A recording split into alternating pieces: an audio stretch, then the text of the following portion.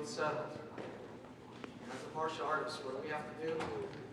We have to push through it. The next voice I want you to hear is somebody that's still struggling. He's not at the top. He's right there in the white waters. But I want you to hear and feel his reference point, his thought model, his intensity. Give a nice, warm EFC welcome to Mr. Bam Johnson.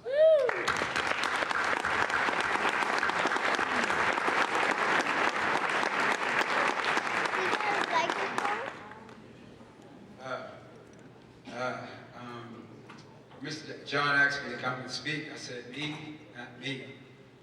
But then when we talk a lot every 2 weeks. He told me what he wanted me to talk about. It's kind of hard because my life is kind of like all over the place.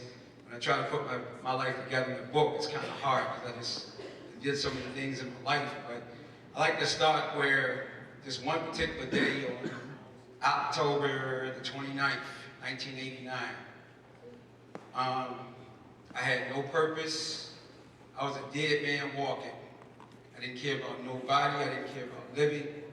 And I stood there in a maximum security prison cell with a white sheet going through my fingertips. And I was about ready to commit suicide. And a fleeting thought just came to me, and it was my mom. And all I could think about her was in the welfare line, collecting cheese, and making one little speech to me before she died in my arms from cancer. And that was, Bam Bam, be good. That still wasn't enough. I guess God made my little son come to my eyes, and I seen him growing up and becoming one of those thugs and gangsters that I thought I was in my neighborhood. And I dropped down and I begged God, please, if you would give me another chance and allow me to go back to my martial arts. I swear to you, I will never, ever abandon you again. You gave me everything since the age of 17. Mr. Kokinis taught me in the classroom on a blackboard. I was the littlest kid, and amongst all the board of directors, Mr. Kovar, Mr. LaValle, my instructor, Master Brown, demonstrating, but I took it all for granted. And when God answered my prayers, I decided to jump up in that prison cell and I began to do push-ups and kicks every day. I began to go to the library and read every book. I don't care what it was, anything that dealt with self-empowerment, I did. I didn't need the answers, it was already inside me. I just didn't use them. And that day when they released me out of jail with $20, a dream and a vision, and believing in the unseen, I was committed to go back and get my son and relive my dreams. That 6-year-old kid who promised that he would do martial arts so he can get his mother out of the projects. When I got on that bus and I stopped there in DC and I called my instructor, every time I look, when I called my instructor, the greatest person in this whole wide world, Master Brown, after all I did to him, he said, come and live with me, baby. And I said, no, sir, I need to live by myself. I need to check in a shelter, and I need to live on the street so I can make this dream come true. And I checked in the shelter, I got a job, and I ran to Washington Monument every day, and I worked out every day. My instructor brought me back into school, and the school grew. And from that, every dream I had as a little kid, from being in movies and getting my son, anything that I dreamt about as a 6-year-old manifested into reality. My school prospered in EFC, the top of the all-star list. But because of me, sometimes our worst enemy is ourself. I begin to have self-doubt. I begin to question myself. I begin to live based on my ego. And I believe we took a drop in EFC. And even if you look in the all-star book now, you see it's like right there around 10.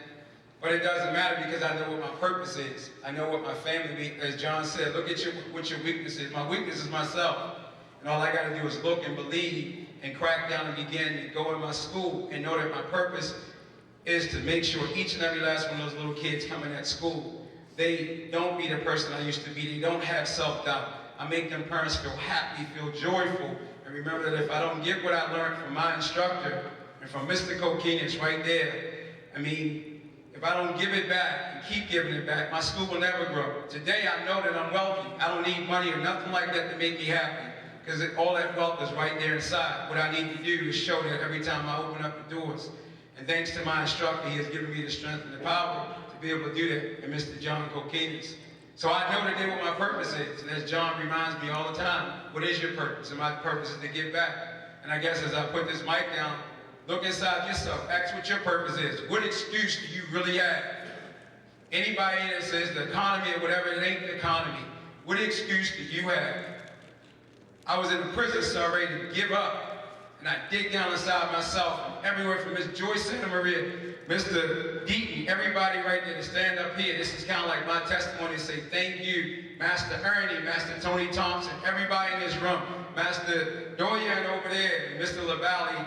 I mean, without you guys, I wouldn't be where I'm at right now. And it's my duty to continue on and make my school a success by making every little kid. I think I just say this for myself, to make sure no kid ever be like the person I used to be. And for that, that's the greatest thing that martial arts has taught me. So thank you.